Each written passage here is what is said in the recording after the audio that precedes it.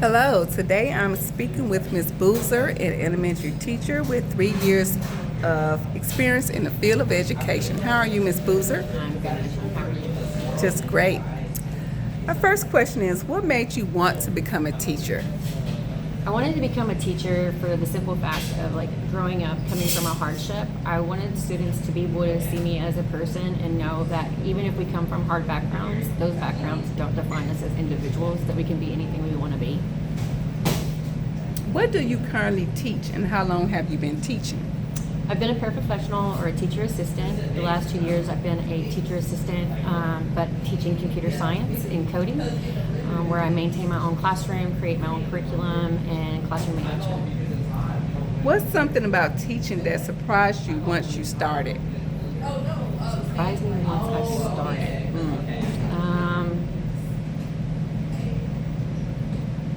I'm not really sure. Maybe just noticing different things about students and being able to, as you continue throughout the year, how you could tell if something was going on with them so that you could just really have a direct conversation with them and let them know that you see them, and if they need someone to talk to, that you're there for them, that it's more than just academics.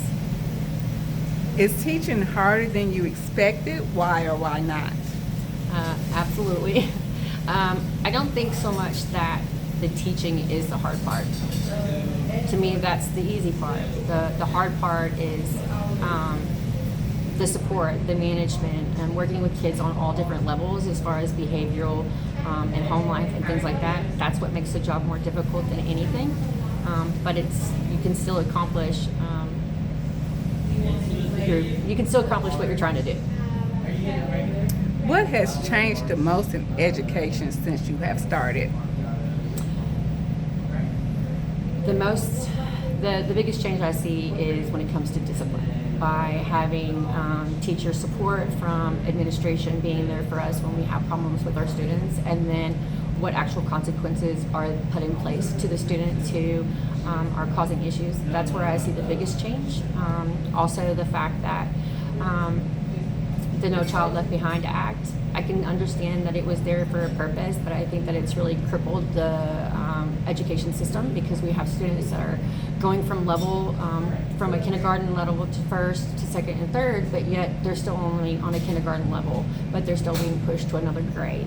And that's detrimental to the student. So even though it's No Child Left Behind, they're being left behind because they're nowhere close to the level in which they need to be successful in school. What's been one of the most rewarding moments as a teacher?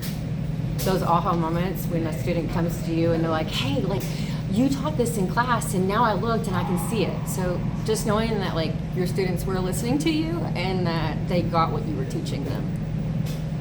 Without sharing names or specific school information, what's been your hardest moment as a teacher? So as a teacher, maybe getting to a student. I had a student who would never be engaged in activities, in communication, and doing any of the work in class or being called upon. But then outside of the class, I was able to have some conversations with her and learn a lot of different things. And so when she would come to my class, I would just literally ask her, what kind of day are we having? Are we having a good day or a bad day? And if she had a good day, then I knew that I could call upon her throughout that time and she would participate. But if she told me she was having a bad day, I knew not to bother her at all, but that she would still do her work. Is it more stressful to deal with students, parents, or administration? Administration. Have you ever considered leaving teaching? Why or why not? Up until this year, I had not, but this year has been a struggle with administration support and actual consequences for students. So it makes it very hard to want to continue on a path of education, to teach students, which is the passion in all of it, when we're not able to do that because of the classroom environments that we're in. Do you still enjoy teaching? Why or why not?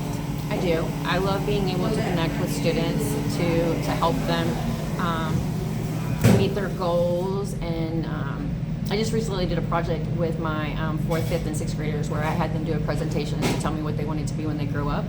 And so to be able to see that and then to help them understand like what they have to do in order to meet those goals, to have their dreams answered.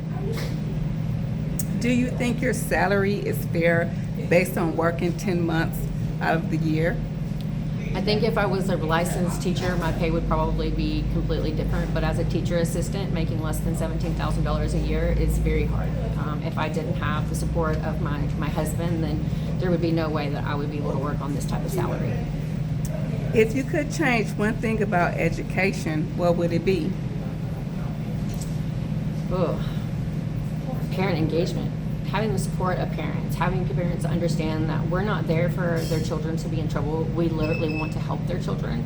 And that when we do make those calls out or send those notes home to the parents, that they acknowledge that, hey, like we need to step in, we need to be there in support of the teacher so that their students can achieve what their parents are wanting their students to achieve. Knowing what you know now, would you still have chosen teaching as a profession?